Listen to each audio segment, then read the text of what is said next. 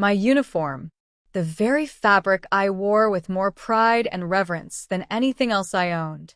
And she, this woman radiating pure entitlement, dared to call it a costume, right there in the middle of a packed airport gate, her voice dripping with scorn. The sheer, unadulterated audacity of it left me momentarily breathless. But what happened next, the way the universe, or perhaps just a very well-placed airline CEO, decided to intervene, well, that was a masterclass in poetic justice.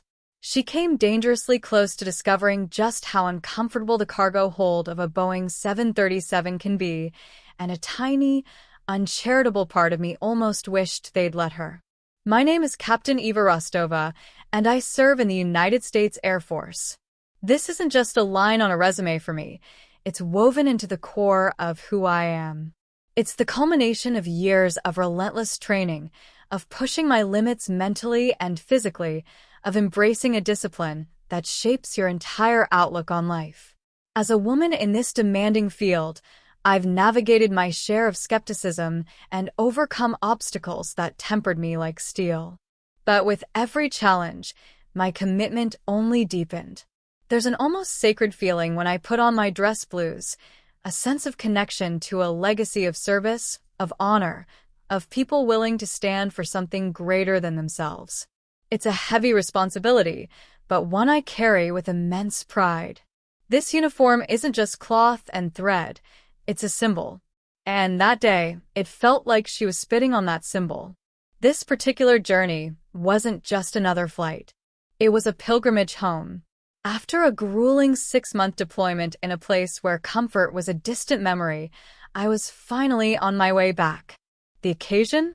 My parents' 40th wedding anniversary. The entire Rostova clan was descending upon their house, my brothers, their wives, a horde of nieces and nephews who had probably all shot up like weeds. I craved the familiar happy chaos, the scent of my mom's cooking, the comforting drone of my dad retelling stories I'd heard 100 times. I was exhausted down to my bones, but it was a good kind of tired, the kind that hums with the promise of joy and belonging. The airport, I thought, was just a sterile in-between and necessary passage from duty to family. I had even managed to secure a decent window seat, hoping to drift off and wake up closer to home. I had no idea that Gate B12 was about to become a battleground for my dignity.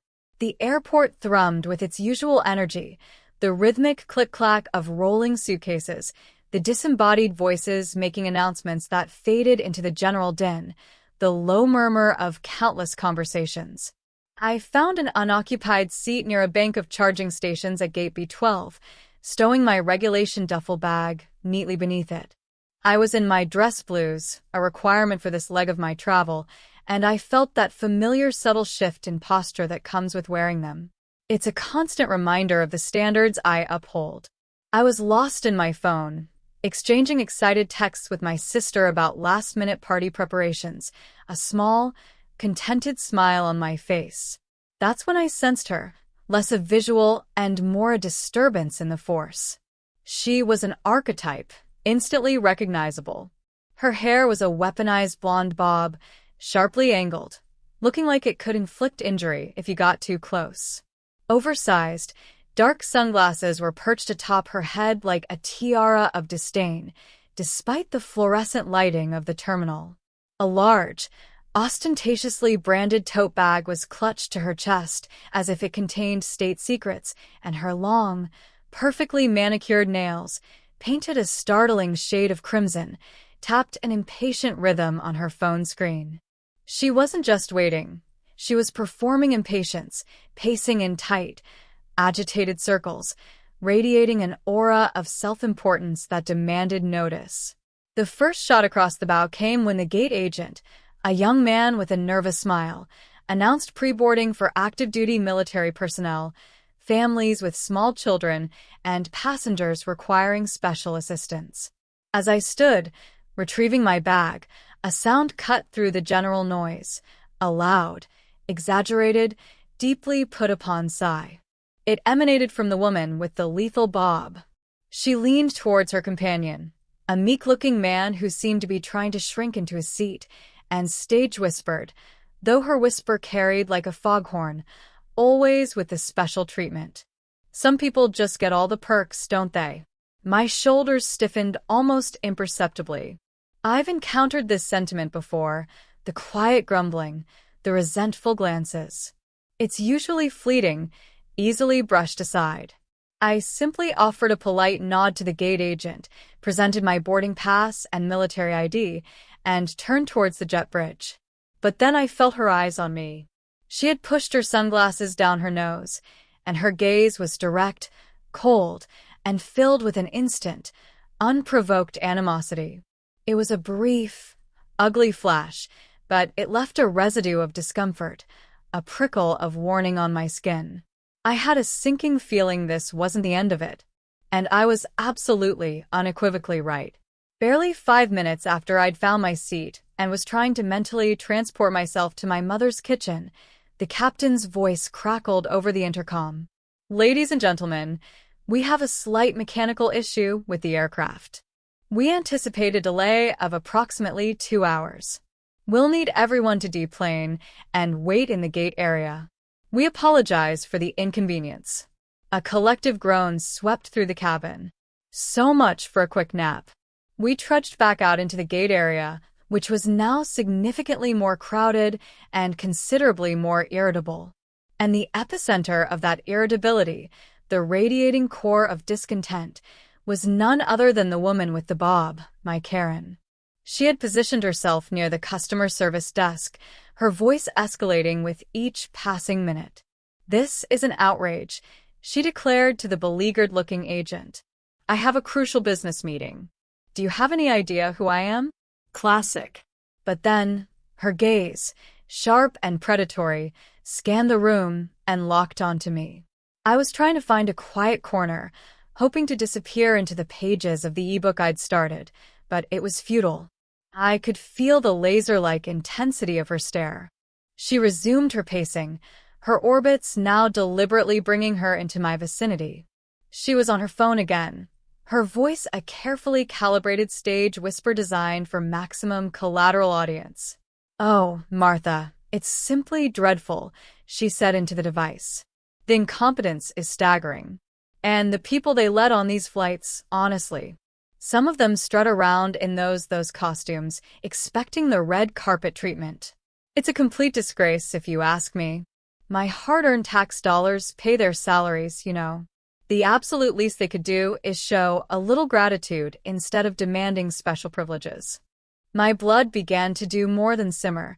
It started a low boil. Costume? My fingers tightened around my phone until my knuckles were white. I inhaled slowly, exhaled slowly, drawing on every ounce of military discipline. Maintain bearing. Do not engage. De-escalate. But the words were like barbs, snagging on something deep and personal. This wasn't just an insult to me. It was a dismissal of the commitment, the sacrifice, the very ethos of service.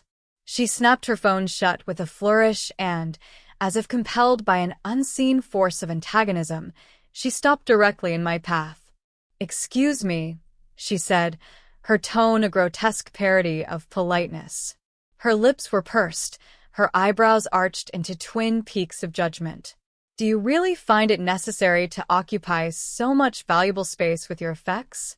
Some of us have extremely important places to be and would appreciate not having to navigate an obstacle course."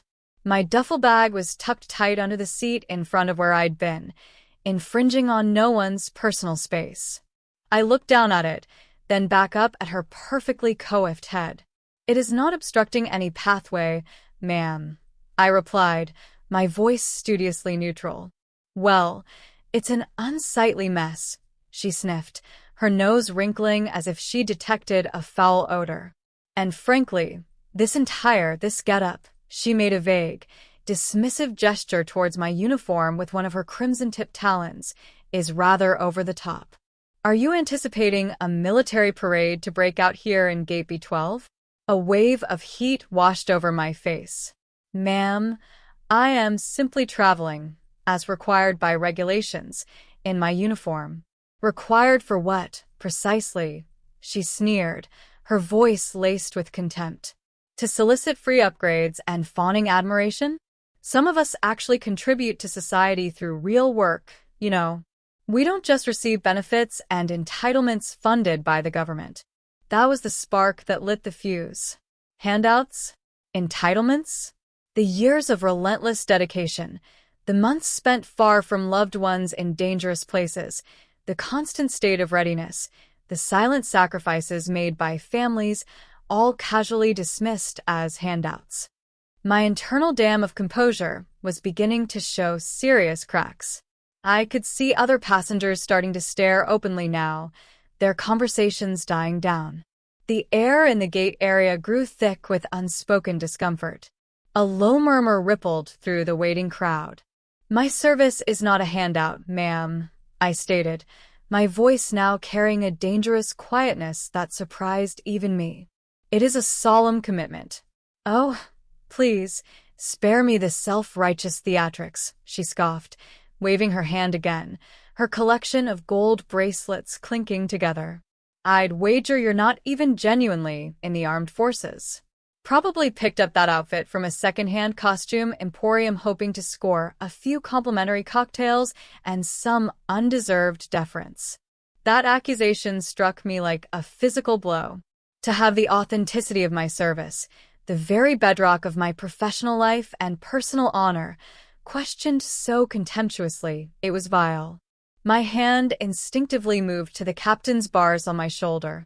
Before I could summon a response that wouldn't involve me seriously breaching the uniform code of military justice, she spun on her heel and advanced upon the gate agent, who already looked like she was bracing for impact. "Agent! Agent!" she cried out, her voice sharp enough to curdle milk. "I wish to lodge a formal complaint about this individual." She jabbed a crimson nail in my direction. "She is behaving in an incredibly belligerent and discourteous manner, and quite frankly, I do not feel secure sharing an aircraft with her. I am almost certain she is not a legitimate member of the military." The poor gate agent, a young woman who looked barely old enough to vote, glanced from Karen's furious face to mine, her eyes wide with a mixture of apprehension and utter confusion.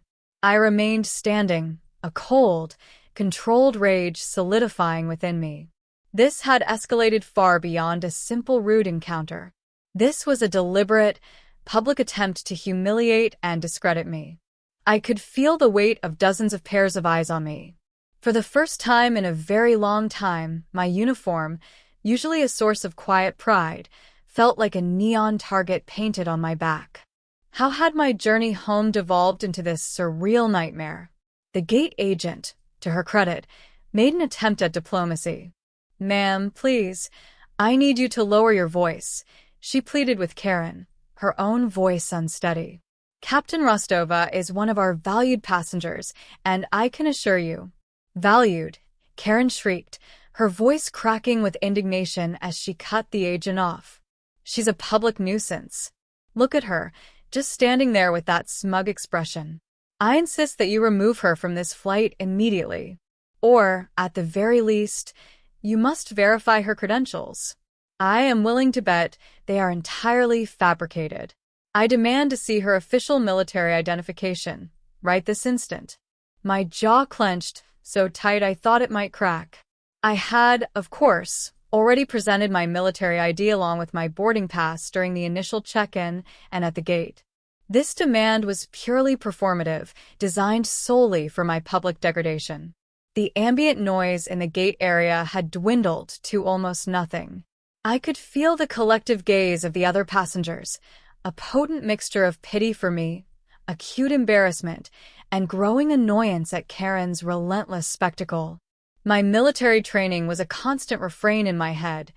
Maintain discipline, do not betray emotion, do not escalate. But beneath that disciplined surface, a volcano of indignation was rumbling. This woman wasn't merely being discourteous. She was actively attempting to dismantle my professional reputation and personal integrity in the most public forum imaginable.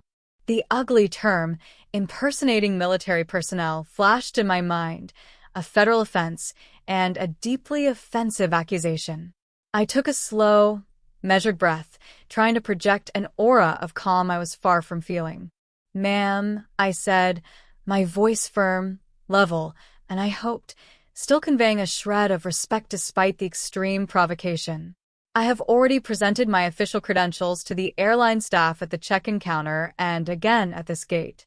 I am Captain Eva Rostova of the United States Air Force, and I am on authorized leave, traveling to attend a significant family event." "A likely fabrication," Karen spat back, her eyes narrowing. "Anyone can recite a practice line. What have you actually accomplished, I wonder?" "Warmed a desk somewhere, shuffling papers, while true patriots are out there doing the real work." She leaned closer, her voice dropping to a conspiratorial stage whisper that nevertheless carried to the surrounding seats. "Or perhaps," she added with a smirk, "you're one of those they've allowed in merely to satisfy some diversity quota. We all understand how those things operate, don't we?" That final comment, so laden with venomous insinuation, so dismissive of every ounce of effort and merit, struck a particularly raw and painful nerve. As a woman who had clawed her way up through dedication and competence, to have my presence and rank attributed to some token quota was an unbearable insult. The air itself seemed to crackle with the sheer audacity of her words. The gate agent looked genuinely distressed, on the verge of tears. Several other passengers were now openly muttering their disgust, their faces grim. I saw an older gentleman, distinguished by a faded veteran's cap, begin to push himself up from his seat, his expression thunderous. But before he could utter a word, before I could even fully process the impact of her latest, most poisonous dart, a new voice sliced through the charged atmosphere.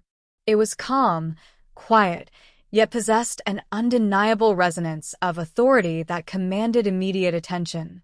"That is quite enough, madam." Every head in the vicinity, including my own, swiveled towards the sound. Standing just at the edge of the knot of people clustered around the customer service desk was a man I hadn't consciously registered before. He was impeccably attired in a dark, perfectly tailored suit, his silver hair neatly combed. He carried himself with an air of quiet, understated command, the kind that doesn't require volume to be heard. He had been observing the entire, escalating exchange, his face a mask of neutrality, until that very moment. Karen, momentarily startled by this unexpected intervention from someone who clearly wasn't airline ground staff, pivoted to face him. Her default setting of belligerence immediately reasserted itself. "And just who do you think you are?" she demanded, planting her hands firmly on her hips. "Are you finally going to do something about this fraud?" She gestured extravagantly towards me once more, clearly anticipating him to be an ally in her crusade. The man took one deliberate step forward, his gaze fixing upon Karen with an intensity that made even me take an involuntary half-step back. "Madam," he said, his voice still quiet but now infused with an edge of pure, unadulterated steel. "My name is David Miller, and I happen to be the chief executive officer of this airline." A profound, almost vacuum-like silence descended upon gate B12. You could have heard a microbe sneeze. Karen's jaw, which had been flapping incessantly, literally unhinged and sagged open. Her face, already flushed with the exertion of her tantrum, began to drain of all color, leaving behind a pasty, shocked pallor. The gate agent looked as though she'd witnessed a divine apparition, a wave of almost palpable relief washing over her strained features. Mr. Miller didn't miss a beat. He continued, his eyes still boring into Karen, and before you feel the need to ask, "Yes, I have been standing here for the past 10 minutes. I heard everything. Every single derogatory word." He then allowed his gaze to shift slightly, a complex, unreadable emotion flickering in his eyes as he added, "I also happen to be a 20-year veteran of the United States Army, retired as a full colonel." If it were physically possible for Karen's face to become any whiter, It would have. She looked as if she'd been physically struck by an invisible force. The man she had so arrogantly attempted to recruit into her campaign of vilification was not only the ultimate authority for the airline she was currently a guest on, but also a decorated member of the very institution she had been so despicably maligning. The reversal was so swift, so absolute, it felt utterly surreal. The smug, condescending superiority that had been radiating from her moments before evaporated like mist, replaced by a dawning, horrified comprehension of the catastrophic misjudgment she had just made. The aggressor had, in one stunning moment, become the spectacle. The atmosphere in Gate B12 was now so dense with tension it felt like you could spread it on toast. All attention was riveted on Mr. Miller, the CEO, and Karen, who now resembled nothing so much as a cornered animal, eyes darting around for an escape that plainly didn't exist. Mr. Miller allowed the silence to stretch, to amplify, letting the full weight of his dual revelation permeate the space. Then he turned his gaze towards me. His stern expression softened, just a fraction around the eyes. "Captain Rostova," he said, his voice now imbued with a deep, genuine respect that resonated through the quietened gate. "On behalf of Skyways Airlines, and indeed, on a personal level, I wish to extend our most profound apologies for the inexcusable distress this individual has caused you. Your professionalism and remarkable composure under this unwarranted and, frankly, disgraceful verbal assault have been nothing short of exemplary. Thank you for your dedicated service to our country, Captain." I was so utterly taken aback by this turn of events. All I could manage was a slightly shaky, "Thank you, sir." The validation, coming from him, in front of everyone, felt like a bomb on a raw wound. He then swiveled back to Karen, and the ice returned to his voice, colder and harder than before. "Madam," he began, and though he didn't use her name, the way he said "madam" felt like a formal indictment. "Your conduct here today has been nothing short of abhorrent. To publicly harass, insult, and slander a serving member of our nation's armed forces, or indeed, any passenger on our airline, in such a contemptible and ignorant fashion is entirely unacceptable. It will not be tolerated at Skyways, nor, I should think, in any remotely civilized environment." Karen began to stammer, her crimson nails digging into her palms. I wasn't thinking. I was just very upset about the flight being delayed." Mr. Miller raised a hand, palm out, a gesture that brooked no interruption. "Being upset about a flight delay is understandable, madam. Engaging in a malicious, hateful, and deeply ignorant public tirade is something else entirely. You questioned her integrity. You questioned her service. You questioned her very identity as a military officer. You had the audacity to refer to her uniform, a symbol of profound sacrifice and honor, as a mere costume. Let me enlighten you about that costume, madam. It represents courage. It represents unwavering commitment. It represents the men and women who volunteer to stand as a shield between our way of life and those who would do us harm, often at tremendous personal sacrifice. My own son, madam, served 2 tours in Afghanistan. He returned home, for which I thank God every day, but some of his closest comrades did not. So when I hear any individual disparage that uniform and what it stands for, I take it extremely personally." His voice, though never raised above a conversational level, carried the undeniable weight of lived experience, deep conviction, and a hint of carefully controlled personal pain that effectively silenced any further attempts at protest from Karen. The other passengers were transfixed, many nodding slowly in agreement, their expressions reflecting a shared disgust at Karen's earlier behavior. The elderly veteran in the cap, who had looked ready to intervene himself, now leaned back in his seat, a look of profound and grim satisfaction etched on his face. Mr. Miller then gestured to the gate agent, Ms. Albright, who looked as if a tremendous weight had been lifted from her shoulders. Ms. Albright, he said, his tone now businesslike but kind, please ensure that Captain Rostova is immediately upgraded to our Sky Suite Premier Class for her journey to Denver. If, for any reason, a suite is not available, I expect you to make one available. Please also arrange for our finest comfort items, pillows, blankets, whatever she might require. Ensure she has pre-departure beverage service. This is the absolute minimum we can do to begin to atone for this deplorable incident. The gate agent practically beamed. Yes, Mr. Miller. Of course, Mr. Miller. Right away, sir. She practically sprinted towards the ticketing computer. Then, Mr. Miller turned his full, formidable attention back to Karen. Her face was now a mottled canvas of panic, shame, and dawning terror. As for you, madam, he said, his voice dropping to a chillingly quiet, almost gentle tone that was somehow more menacing than any shout, your ticket for Flight 472 to Denver is, as of this moment, cancelled. A collective gasp, soft but audible, rippled through the onlookers. Karen's eyes widened in utter disbelief, her mouth falling open again. You can't do that to me. She finally sputtered, a note of hysteria creeping into her voice.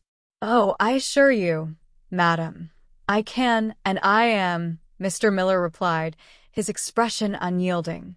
We will, however, rebook you on the very last flight out of this airport tonight. That will be Skyways Flight 988, currently scheduled to depart at 11:50 p.m., assuming no further operational delays. You will be assigned a non-reclining middle seat in the very last row of the aircraft, directly adjacent to the lavatories. And let me be unequivocally crystal clear on this point. If this airline possessed a cargo compartment that was certified for passenger transport, and if it were legally permissible to assign you there based on the sheer toxicity of your attitude, believe me, that is precisely where you would be spending your next several hours.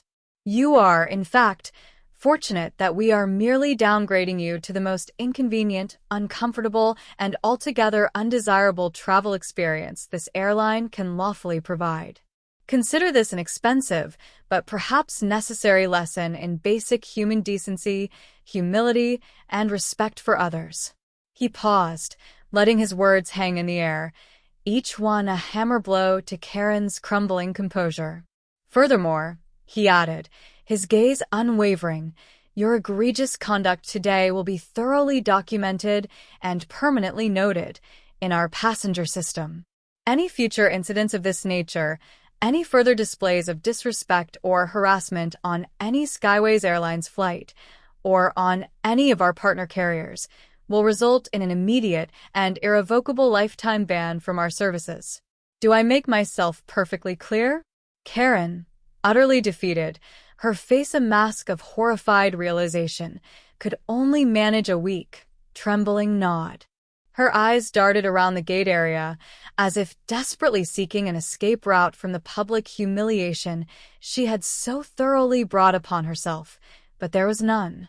She was trapped, exposed, the focus of dozens of disapproving stares. The haughty aggressor, the self-proclaimed queen of the airport lounge, had been spectacularly dethroned. A quiet, spontaneous ripple of applause, quickly stifled but definitely present, emanated from several of the surrounding passengers. Justice, it appeared, had not only been served but had arrived first class, with a side of premium champagne for me and a long, uncomfortable, and deeply reflective night in store for Karen. The immediate aftermath felt almost dreamlike. Ms. Albright, the gate agent, returned with a beaming smile, holding out a new, crisp boarding pass. Captain Rostova, she said, her voice warm with genuine relief and pleasure, your Sky Suite is confirmed. Row 1, Seat A. We'll be resuming boarding in approximately 15 minutes. Mr. Miller also asked me to provide you with this. She handed me a voucher for access to the first-class lounge and a credit for a complimentary meal and beverages. Please go and relax for a few minutes. You've more than earned it after that ordeal. I expressed my profound gratitude to her and then sought out Mr. Miller to thank him again, struggling to find words adequate for the intervention he'd made. He simply inclined his head, a brief, almost imperceptible smile touching his lips. "It was my duty, Captain," he replied, "and if I'm being honest, a distinct personal pleasure. Please have a safe, comfortable, and entirely uneventful flight home to your family." He then excused himself, turning his attention to other pressing airline business, leaving Karen standing utterly alone and visibly shaken, a pariah in the very public arena she had attempted to dominate with her vitriol. No one met her eye. She had rendered herself invisible, an object of silent, collective disdain. The flight itself was an experience I'll never forget. The Sky Suite was less an airplane seat and more a miniature private sanctuary. I had a seat that converted into a fully flat bed, a massive entertainment screen, and flight attendants who catered to my every need with a level of attentiveness that was both delightful and slightly overwhelming. I suspected Mr. Miller's direct intervention had ensured I received the full VIP treatment. For the first time in what felt like an eternity, I slept deeply and without interruption, cocooned in comfort high above the clouds. When I deplaned in Denver, I felt like a new woman, rested, profoundly vindicated, and with a lightness in my spirit that had been absent for too long. The ugliness of Karen's unwarranted attack had been entirely eclipsed by the unexpected, decisive, and deeply satisfying act of kindness and justice orchestrated by Mr. Miller. It served as a powerful reminder that while ignorance, prejudice, and entitlement certainly exist in the world, so too do integrity, courage, and a quiet solidarity, often found in the most unexpected of places, sometimes from fellow veterans who understand, without words, the profound meaning of service. My family reunion was everything I had dreamed of and more. The warmth, the laughter, the unconditional love. It was the perfect antidote to the stresses of deployment and the bizarre encounter at the airport. As I recounted the tale, judiciously editing Karen's more colorful epithets for the sake of my young nieces and nephews, my father, a retired Marine gunnery sergeant, listened intently, a slow grin spreading across his face. He finally slapped his knee and declared, "Serves the damn woman right." Some folks just have to learn the hard way that respect isn't a privilege you grant, it's a standard you uphold. And he was absolutely correct. That day, in the sterile confines of Gate B12, Karen learned a very public, very uncomfortable lesson. Words have power, actions have consequences, and disrespect, especially when directed at those who dedicate their lives to serving others, can sometimes boomerang with astonishing force and precision. As for me, I walked into my parents' 40th anniversary celebration not just as a daughter, a sister, and an aunt, but as Captain Eva Rostova, United States Air Force, prouder than ever of the uniform I wear, and deeply, profoundly grateful for the unexpected champions who emerged to defend what is right. It turns out, sometimes the universe, or in this particular instance, a remarkably principled airline CEO, really does have your six.